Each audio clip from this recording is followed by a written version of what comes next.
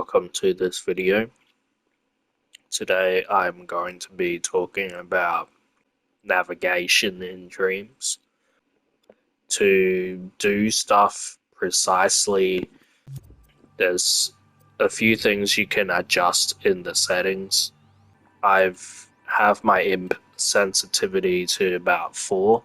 Gives me a nice, slow and steady kind of movement with the imp, and it feels more controlled. Whereas if it's at the highest sensitivity, it moves really quickly. 4 just gives me the precision and it doesn't feel sticky. 1 feels really sticky. So 4 just feels natural to me. Under the camera, it's also the same kind of thing. So in dream shaping camera speed, I've set it very low. So if it's really high and I go back to dream shaping and I'm moving the camera like this, it can jump really jarringly, in my opinion. So I've set mine to pretty low speed, like around 2. In dream shaping, I have show floor guide off by default because sometimes I want to be immersed in sculpting and stuff. So I have that kind of turned off. And as a default sculpt mode tool, I have it set to stamp shape instead of smear shape. So grabbing onto things, you just press R1 and then it grabs onto any kind of section. And this is what makes dreams incredible. You just hover the imp to any section, like if I want to work on the nose, you press R1 and it touches the nose and you can zoom right in onto the nose and then hold onto the eye, zoom straight onto the eye, zoom out, and then select another section. I want to work on the ear. You just hover over the ear with R1 and you can zoom straight in. It can be done with any part of the object, and this is why it feels like you're touching the sculpt. It just feels like you're grabbing onto that, and then you can focus onto that section. It's such a clever way of navigation. In Blender, you have this kind of orb that is fixed in place, and then when you place objects or something, it'll snap to that orb or something. I haven't used Blender for a while, but it has this kind of navigational orb, or I don't know what it does. But here it just feels like it feels so natural. Because on a computer, you would have to move the camera closer and kind of manually adjust it to the area, and then when you rotate it, it might rotate it like this. So with the grab tool, it's R1 and you just go straight to that section.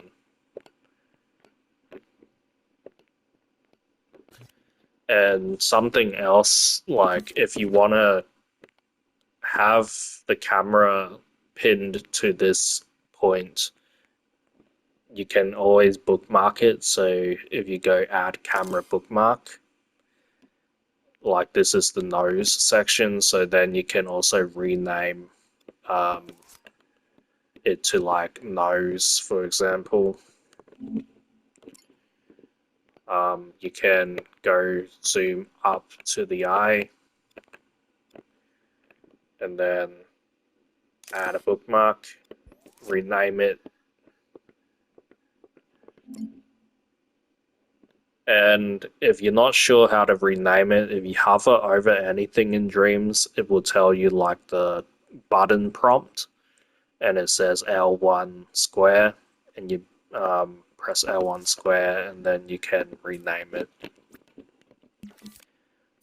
And sometimes when you're working on something and it's a bit too dark like this, you can also go under guides, turn on studio lighting, and then it gives you a nice kind of ambient light on everything.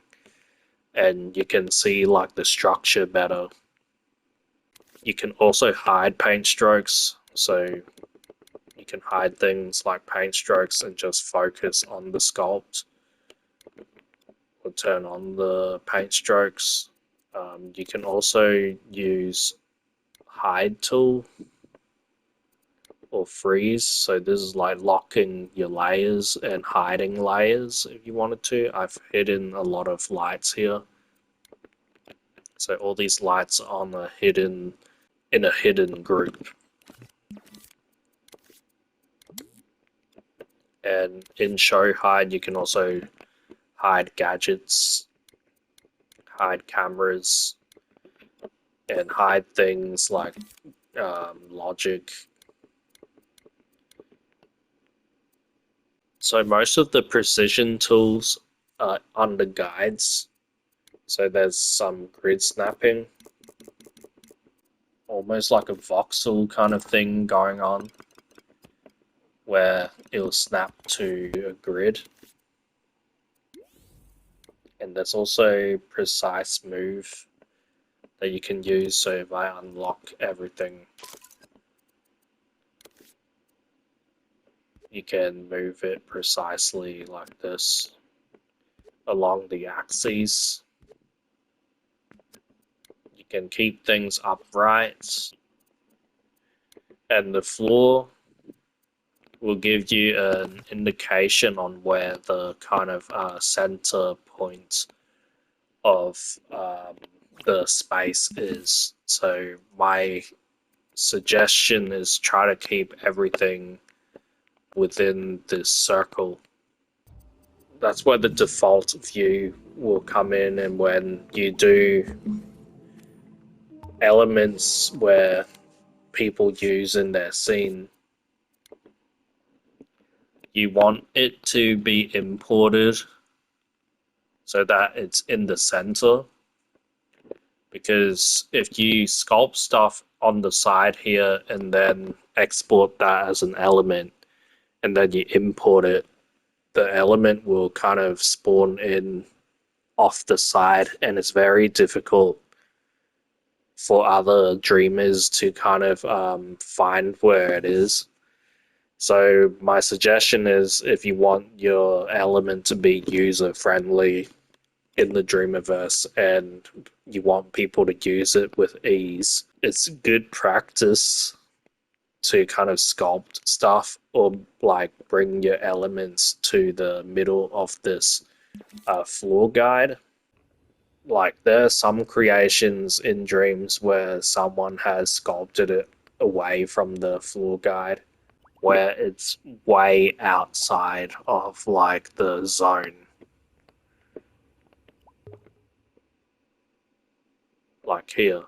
Like it's not exactly where the imp is. So, and the reason why is because someone probably sculpted it away from the floor guide, off the side somewhere. So the AutoGuide is an interesting tool because if I add a cube, for example, and then I put an AutoGuide on top of the cube, I can set like a maximum and minimum scale it can go down to. So if I have it 23, it only scale to 23%, whereas here 81, if I scale it, it will be at 81 or 53. And this is useful because now you don't have to kind of estimate the scale, where you have to slow down and stuff, you can use the AutoGuide to kind of set the percentage that you want. Like a maximum scale, I want it to increase. Like I want it to be twice the size. So it'll be like 200% there. I don't know if 1.5 will do it. Yeah, it'll snap to 150%, right? And then 1.2, 120%. So that's if you have it obey auto guides, but if it's turned off, it'll be like a free flow kind of thing. So this is really useful for controlled scale, and like if you want it to be at a certain percentage. So let's make it 1.88. It'll only increase to 188%. Yeah, so there's quite a few things you can do with the auto guide, and that's how you can get controlled kind of scaling. There's also rulers under cameras and lighting.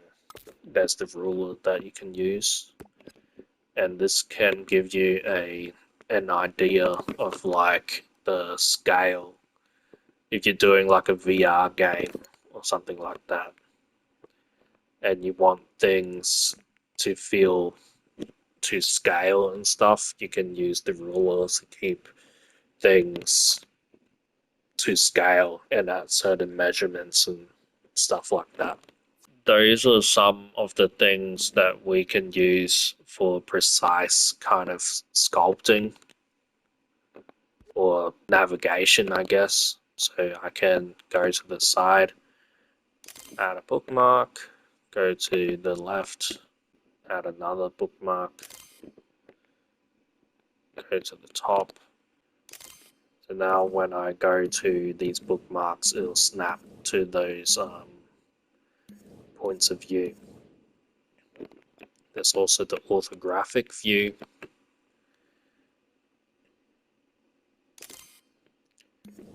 And we can use this to kind of navigate, just like we would like in Blender or Autodesk Maya. There's always a view cube or something up the corner. So this is pretty much like our view cube that we can use. The only downside to this is like there's always a perspective and depth to it. Whereas if you do stuff like in AutoCAD, it will flatten the image. So you can do a similar thing with FOV. So if you zoom all the way out like this and then kind of zoom in, you get like this isometric kind of viewport. Like this is something that I think should be in Dreams, but isn't really in Dreams. But it's this kind of flattened kind of FOV where you can look at it dead on the side and like it flattens the entire thing so that you can judge things better. But this is a workaround for it, so you can actually use a camera gadget, zoom all the way in, and then kind of pan out, dolly out. So if you have multiple cameras placed like on the side, duplicate it, and then go to this front view, duplicate this, and then go to the top view.